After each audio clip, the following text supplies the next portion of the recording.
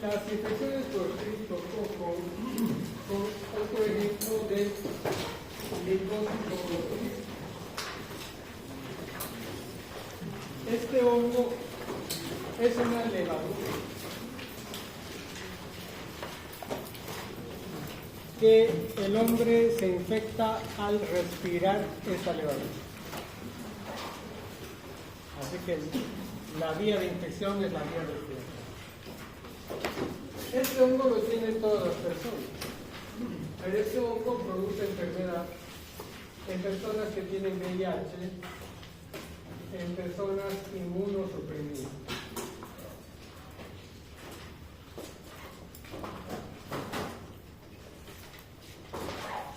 Llámese cáncer, trasplante renal, tratamientos con corticoides, cualquiera de esas eventualidades que producen disminución de la inmunidad facilita la aparición de la enfermedad.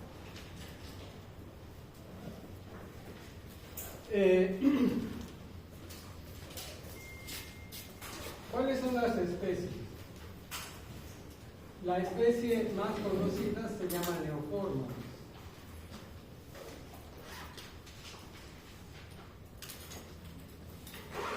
Cryptococcus neoformans, esa es la especie más conocida, pero hay otras especies más que ustedes van a investigar. ¿De acuerdo? La más conocida es esta. ¿Cómo se establece el diagnóstico? En este grupo de pacientes, no todos los que tienen VIH desarrollan esta enfermedad, sino los que tienen una inmunosupresión severa. Entonces, eso significa un recuento de CD4 menor a 100. ¿De acuerdo? Entonces, no todos los que tienen VIH van a desarrollarlo, solo los que tienen inmunosupresión muy severa. Entonces, ¿cómo se confirma el diagnóstico? El paciente, una vez que se coloniza con el hongo ingresa por vía respiratoria y se disemina por todo el cuerpo. Pero tiene la predilección de desarrollar síntomas en el cerebro. Nos produce una infección del cerebro y de las meninges. ¿De acuerdo? Entonces, cuando uno ve un paciente con meningitis,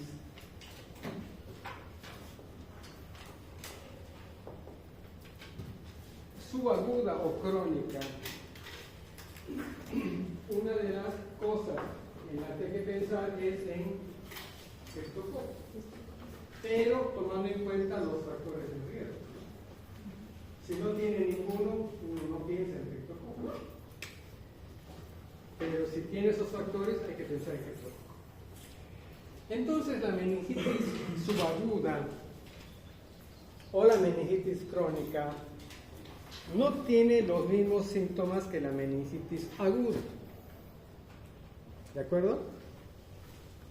Entonces, esa va a ser su tarea. Síntomas de meningitis subaguda o de meningitis crónica. Entonces, cuando uno evalúa un paciente así, la forma de establecer el diagnóstico puede ser detectar el antígeno en sangre, detectar el antígeno en líquido cefalorraquídeo o detectar el hongo en líquido cefalorraquídeo.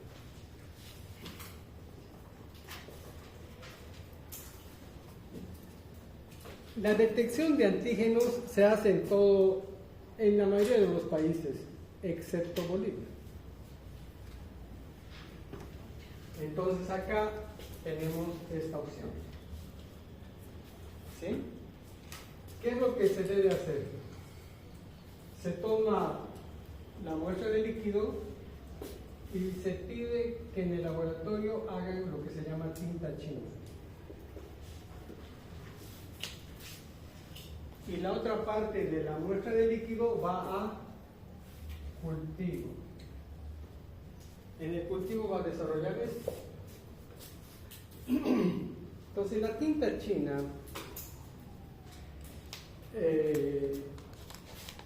en español se llama así, en inglés se llama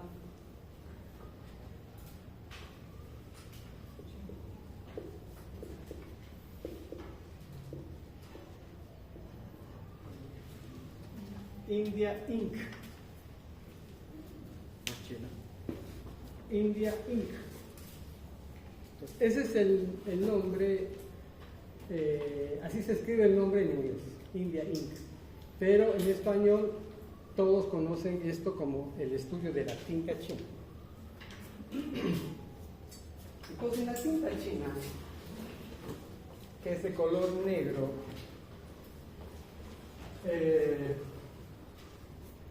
se deja caer en un portaobjetos unas 2 gotas de la tinta. Y eso le va a dar, la tinta se va a dispersar, ¿verdad? Y entonces en esa mancha de tinta se deja caer una gota o 2 gotas de líquido celuloide. Y se cubre con un cubrebocas. Y se ve en el microscopio. Entonces, ¿qué va a ver el observador? Va a ver que todo el campo está de color oscuro, ¿verdad? Porque hay tinta. Sí, hay tinta de color negro. Y va a ver a la estructura de la levadura rodeada de un halo transparente. A eso se llama cápsula. Entonces, el hecho de encontrar una levadura que contiene una gran cápsula nos hace el diagnóstico por este método de que existe, que el hongo está presente en el líquido celuloide. Bueno, esta prueba aparecerá en el 100% de los casos, no. Aparece en un porcentaje. Y a eso se llama sensibilidad. Esa es la otra tarea que van a investigar. ¿Cuál es la sensibilidad de la tinta china para hacer diagnóstico de criptococosis? Pero, como se ha tomado la muestra diseñada al laboratorio, el laboratorio va a ser cultivo, ¿no? Y el hongo desarrolla en 3 días. Así que en 3 días se va a saber si esto es criptococo. ¿De acuerdo? Pero el diagnóstico rápido se lo hace con este método. Estos métodos son mejores, pero no hay disponibles. Así que hay que adaptarse a lo que existe. ¿De acuerdo, chicos? Entonces, de esa manera se hace el diagnóstico de meningitis subaguda por criptococo. En otras palabras, criptococosis. Esta enfermedad produce prácticamente el 20 al 30% de la muerte de todos los pacientes con VIH. Y es la principal causa de muerte por meningitis.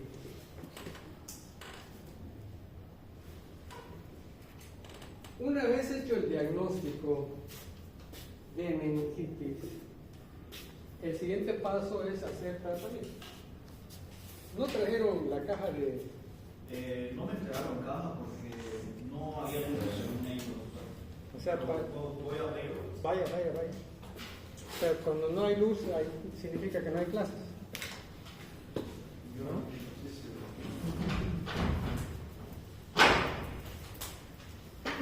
¿Alguien tiene un borrador, chicos? No.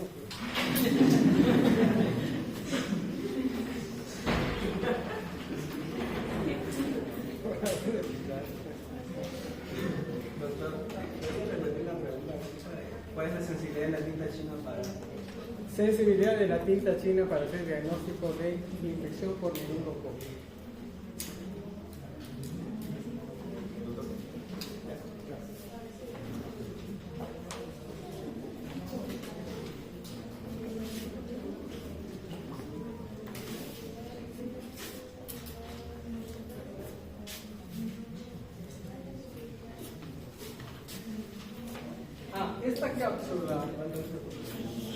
Esta cápsula que les dibujé acá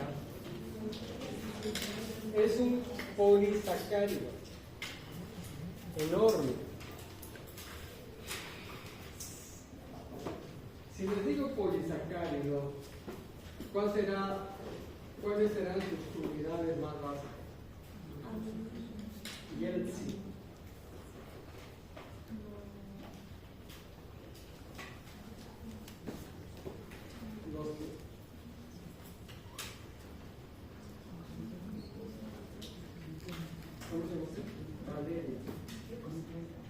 Los monosacáridos. ¿De acuerdo? Entonces, esta cápsula es una cápsula formada por cadenas de monosacáridos, por eso se llama polisacárido. Bueno, decíamos el tratamiento.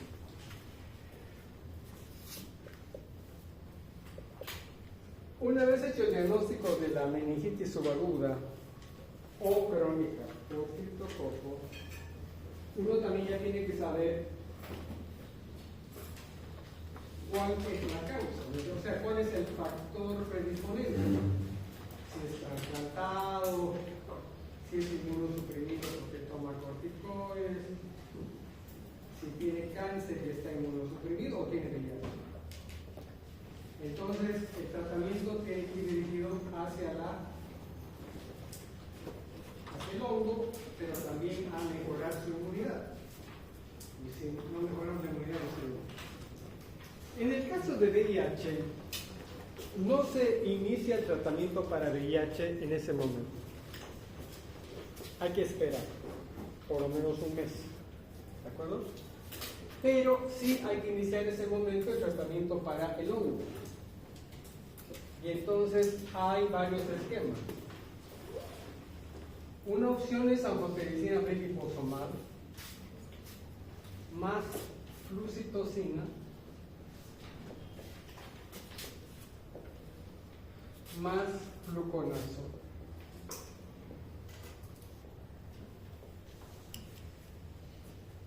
Esta es la opción más importante que hay. ¿De acuerdo?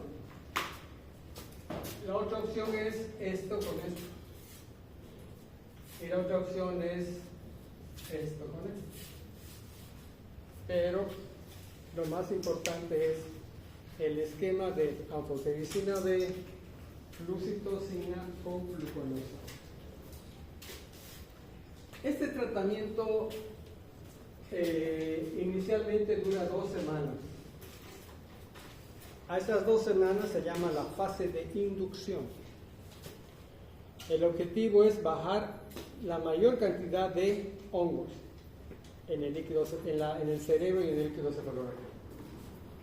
Enseguida viene la otra fase que se llama la fase de consolidación, que puede durar de 8 a 12 semanas. En esta fase ya hay que pensar en mejorar el sistema inmunológico del paciente.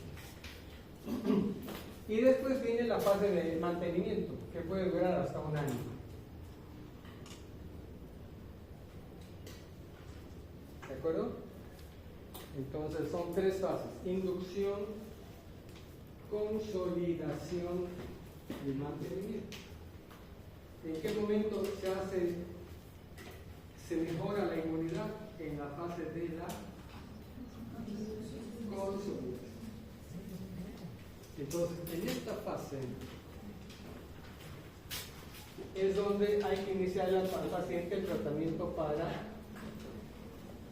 VIH. ¿De acuerdo? O sea, no hay que ser... Ya, no hay que... apresurarse. O sea, no hay que apresurarse.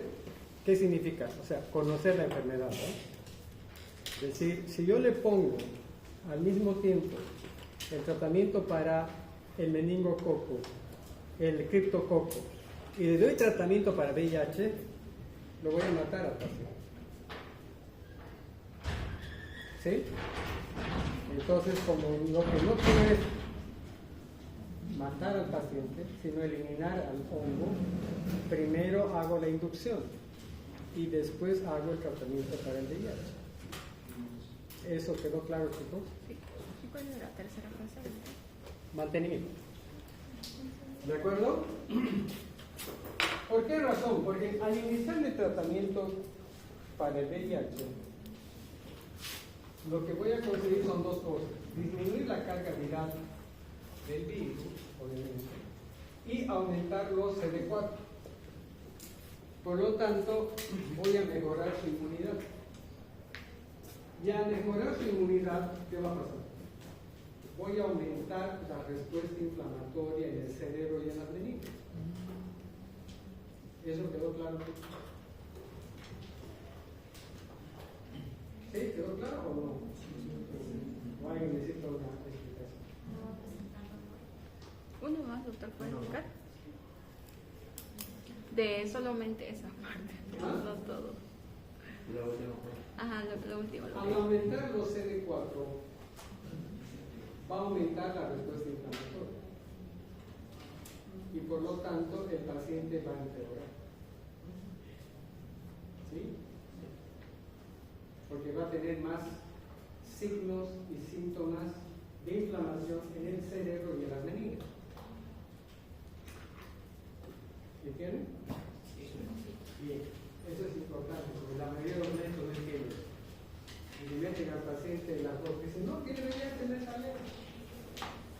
Y listo, el paciente entró con un largo de 14 y la vez está con 10 y después con 8 y después con 9. ¿Por qué? Porque los médicos que van a atender no saben. Porque dicen, no, pues si tiene VIH y tiene criptococo, hay que hacer las dos cosas. Y encima de estudio. ¿Sí? Entonces, el VIH, el tratamiento antirretroviral que sirve para mejorar la inmunidad, se hace en la fase de consolidación. Y por lo tanto uno espera 4 semanas. Porque si no el paciente va a empeorar. Y es natural. ¿De acuerdo? Entonces, en estas 2 semanas uno disminuye la cantidad de hongos. En esto seguimos con lo mismo, pero además mejoramos la inmunidad. Y en esto evitamos que haya una recaída. Pues en todo este tiempo, el paciente tiene que ir mejorando cada día. En la primera tomografía, el paciente va a tener esta imagen.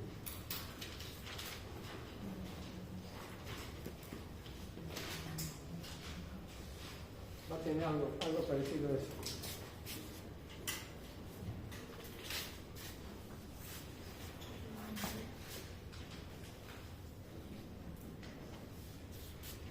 ¿Qué será esto? ¿Cómo se llama usted que no tiene etiqueta? Mi nombre es Carla. ¿Ah? Carla. ¿Por qué no tiene etiqueta?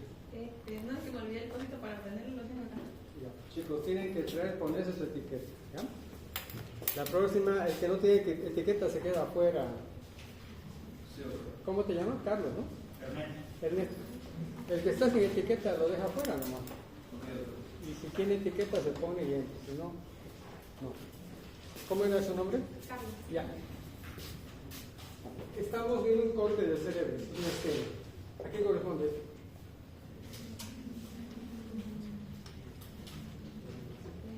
La sustancia gris. Sustancia gris, no. A ver, Jennifer, ¿a qué corresponde eso? ¿Quién recostó acá? Este. ¿A qué corresponde? Este es un corte, es un esquema de un corte lateral del cerebro, ¿no? ¿A qué corresponde eso?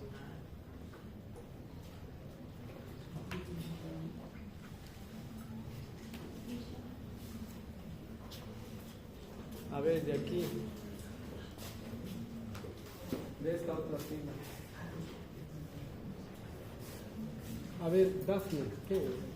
¿Qué es eso?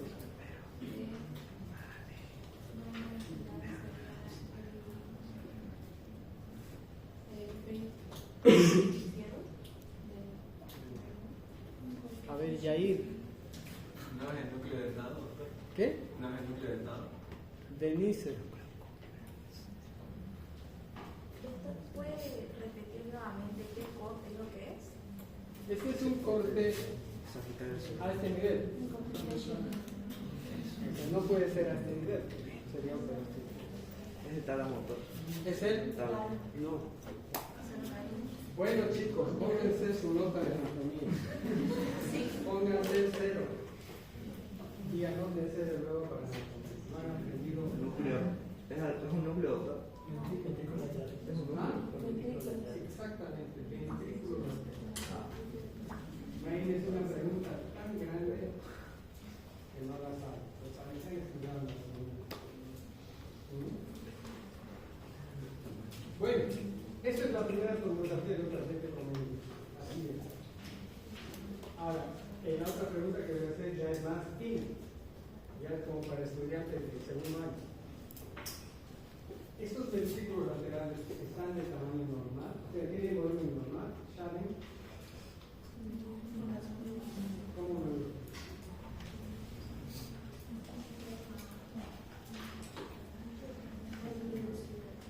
¿Ah? Disminuido de tamaño. A ver qué dice Marcelo.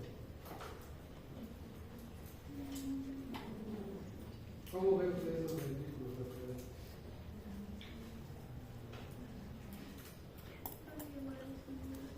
Disminuido de tamaño. Finalmente usted no hacer un ejercicio. María, ¿cómo es eso? ¿Ah? Apropiado. Ya. Bórrense de la teoría. Yo no sé cómo han aprobado la materia. Estos ventrículos están dilatados, están muy grandes. Por esa razón el paciente, ¿qué tiene? Dolor de cabeza. Le duele y no calma con nada. Y esto es un signo de que tiene hipertensión endocrinal. ¿De acuerdo, chicos? Así que no me hagan quedar mal al año, ¿ya? Y en los próximos años. Porque los docentes de los docentes de la universidad son muy celosos. Dicen, ¿con quién ha llevado usted X? Y usted mete la pata. Pero el doctor Saavedra no me ha enseñado. ¿Qué lleva a decir? Fácil, no me ha enseñado. No aprendí, no aprendí. No estudié. ¿Ah? ¿No es verdad? Eso va a ser. Así que chicos, pónganse a estudiar. Porque están pasando cosas muy graves en la salud del país. Ustedes que ven más celular que noticias, se han enterado que una jovencita ha muerto en el hospital público de Tarija, ¿no? ¿No? ¿Cómo yo sé y ustedes no saben? Yo veo 10 minutos, digamos, cada 4 horas. Y ustedes paran con el celular cada rato. ¿Han leído esa noticia o no? No han leído esa noticia. Entonces ustedes ven noticias de Marte.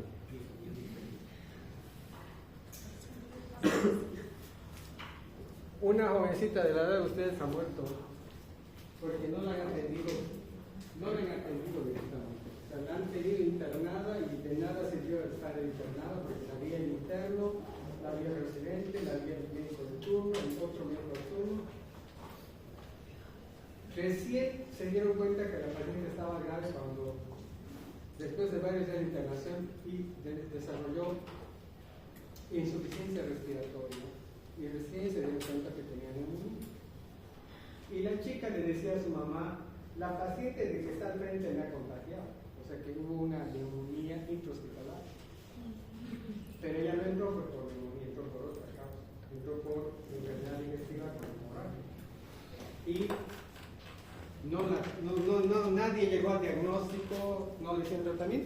invierten. Eso pasa también en Santa Cruz, en los hospitales públicos, en la seguridad social, se ve todos los días. Doctor, eso sí sería negligencia. ¿Qué? Eso sí sería negligencia. Claro, eso es mala praxis. Eso se ve todos los días.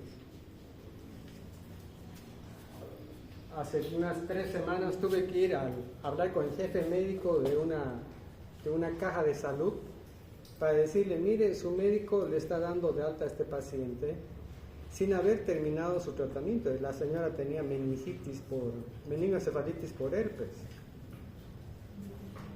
Y la médica que le dio tratamiento para convulsiones la intoxicó, le metió 4 medicamentos y la paciente paraba casi en coma.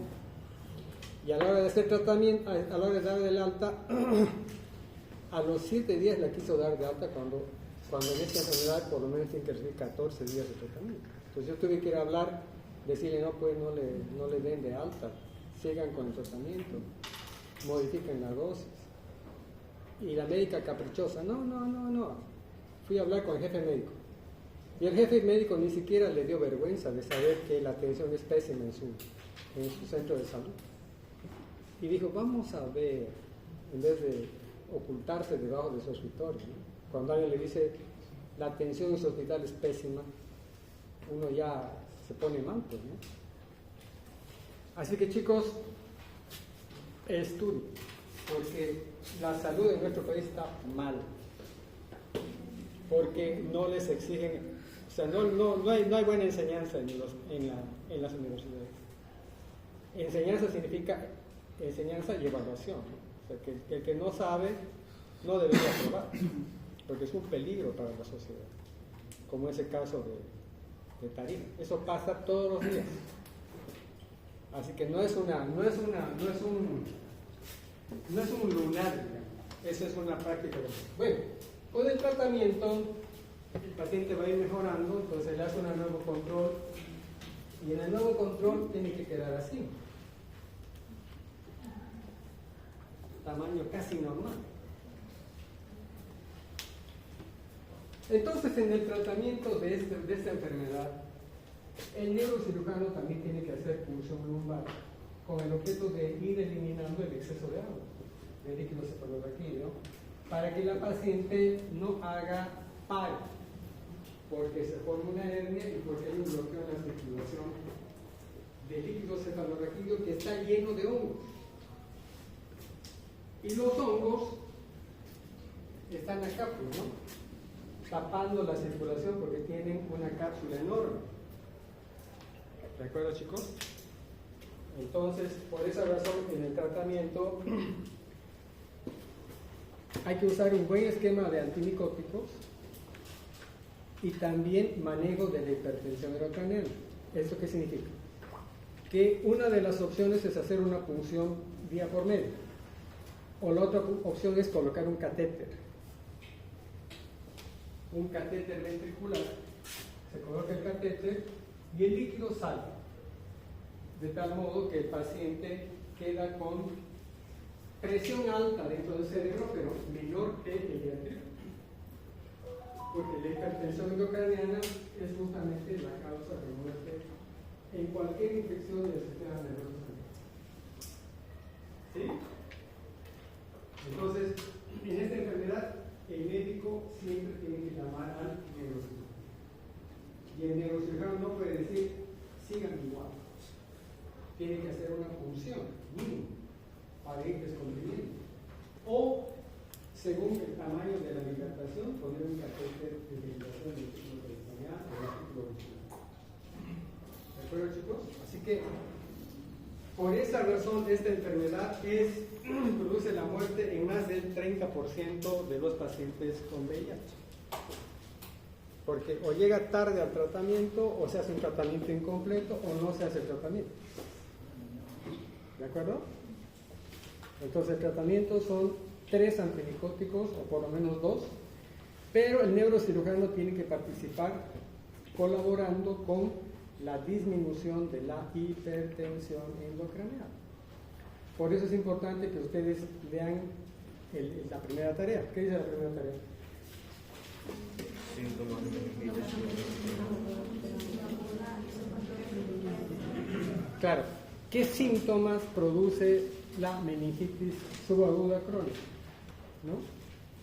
Entonces, esos síntomas con el tratamiento tienen que ir disminuyendo, o sea, no pueden aumentar.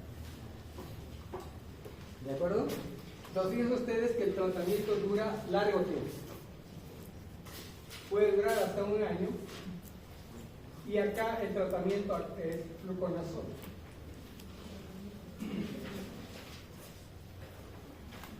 El tratamiento es fluconazol. Imagínense que el paciente recibe fluconazol casi un año o más de un año. ¿De qué dependerá eso? Va a depender de su grado de inmunidad. ¿Sí? De su grado de inmunidad. Al año, los que les toque hacer, los que se anoten conmigo para infectología, vamos a repasar este tema y van a aprender, ¿cómo se llama? Lo que es tratamiento para VIH y cuál es el efecto de los medicamentos para VIH en disminuir la carga viral y aumentar el CD4. En VIH yo cada año doy 4 clases. El tratamiento, la clase, o sea, el tema de VIH lo desarrolla en un mes. ¿Sí? Así que si al año alguno de ustedes se anota conmigo y se quiere aprender, tiene que saber que el VIH llevamos durante un mes con 4 clases de salud. Pero ya ustedes tienen que ir con ese concepto, ¿no? De que la causa más importante de meningitis es criptococcus. Y que si no participa el neurocirujano, la evolución no va a ser favorable. El paciente puede morir. De hecho, ya tiene un riesgo alto de muerte, a pesar del tratamiento. ¿Dónde está el hongo? El hongo está en la tierra, sobre todo en lugares donde hay muchas aves. Algunos estudios dicen que las palomas son las que eliminan en su materia fecal el hongo. Y entonces ahí se contamina la tierra, se contamina el agua.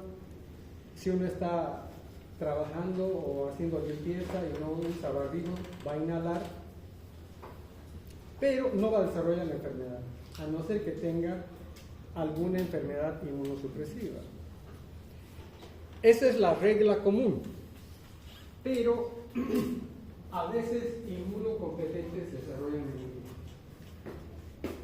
Yo cuando estaba haciendo mi especialidad de infectología en el año 96, en el hospital se enteró una señora que era de Caribe, con meningitis por ejemplo. ¿Qué pasó? Desarrolló la enfermedad durante el embarazo. Y la atendió mi profesor, el doctor Negrón. Entonces, ella no tenía ninguna de esos factores de riesgo, pero sí era embarazada. Durante el embarazo, ahora que van a estudiar fisiología, van a aprender que durante el embarazo hay cambios hormonales que producen en la mujer una inmunosupresión transitoria. Porque si no hubiera esa inmunosupresión transitoria, ningún embarazo terminaría.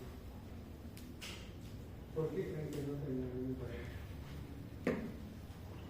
Esa es pregunta para la mujer, como los chicos no las interesan.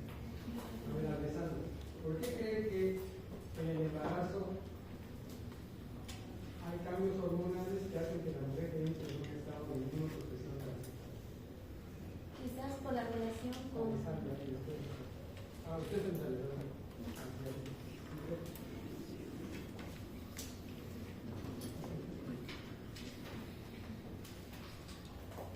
ahora sí. Quizás por la relación con el nuevo ser que está dentro del útero, porque si baja el sistema inmune, si no, sería como que va a combatir, digamos. Tibio, por ejemplo.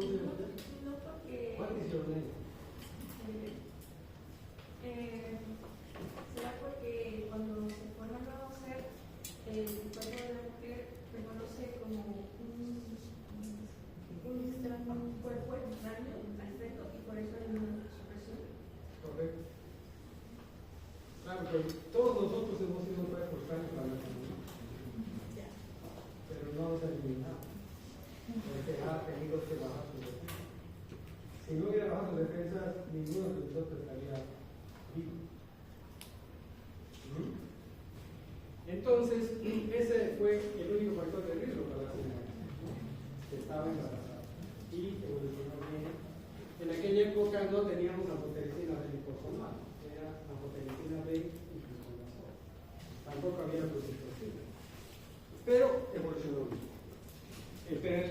Esto, digamos, es un ejemplo de enfermedad en personas que no tienen los grupos de riesgo clásicos, ¿no? VIH, trasplante, cáncer, terapia inmunosupresora. En cambio, si alguien tiene eso y en su casa tiene árboles y encima tiene aves, está colonizado con cánidas, pegilus y criptococos. ¿De acuerdo, chicos? ¿Sí? Preguntas, chicos.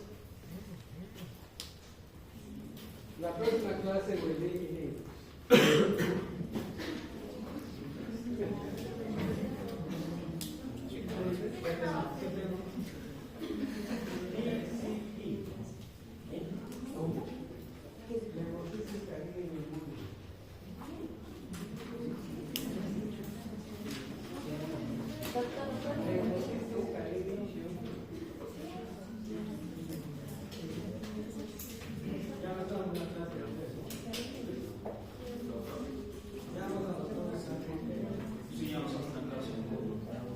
¿Cuál era? Bueno, entonces, repitiendo las tareas. Primera tarea. Manifestaciones clínicas de la meningitis aguda, subaguda y crónica, ¿no? Segunda tarea. Morfología, clasificación y morfología de todas las especies de criptococos. ¿Qué más era la otra tarea? ¿Cuál es la sensibilidad de la tinta china para hacer diagnóstico de infección de criptococos? Bien, eso es importante. Sensibilidad de esta prueba diagnóstica. Tinta china para hacer diagnóstico de criptococos. Entonces, este hongo desarrolla en 3 días en el cultivo. Así que no es mucho tiempo. En 3 días tiene que desarrollar y confirmar. ¿Qué más les dije?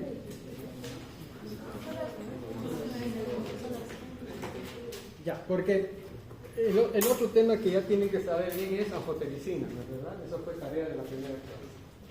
El otro tema que deberían saber ya es gluconazol, que fue el tema de la primera clase. ¿Qué tarea vamos a crear hoy? Flucitocina. Van a investigar qué es, para qué sirve, mecanismo de acción, dosis, flucitocina. ¿De acuerdo, chicos?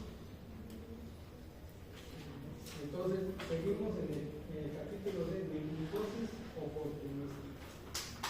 ¿No? Ya después vamos a entrar a micosis endémicas y micosis. Les he pedido que se agreguen al grupo de Facebook.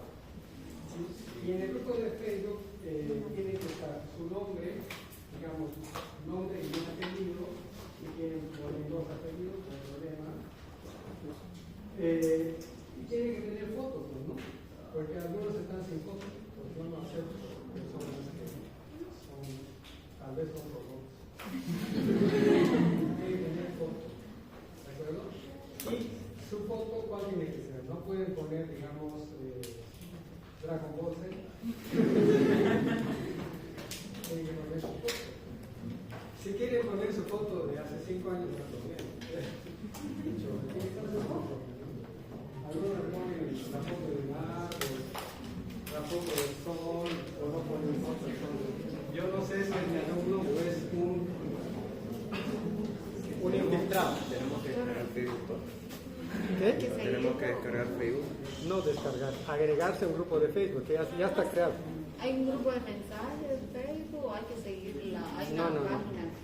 Hay un grupo creado, se dice 2025 para micología, parasitología, grupo F. ¿Sí? Bueno, a ese grupo se tienen que agregar, porque ahí les voy a publicar la comunicación.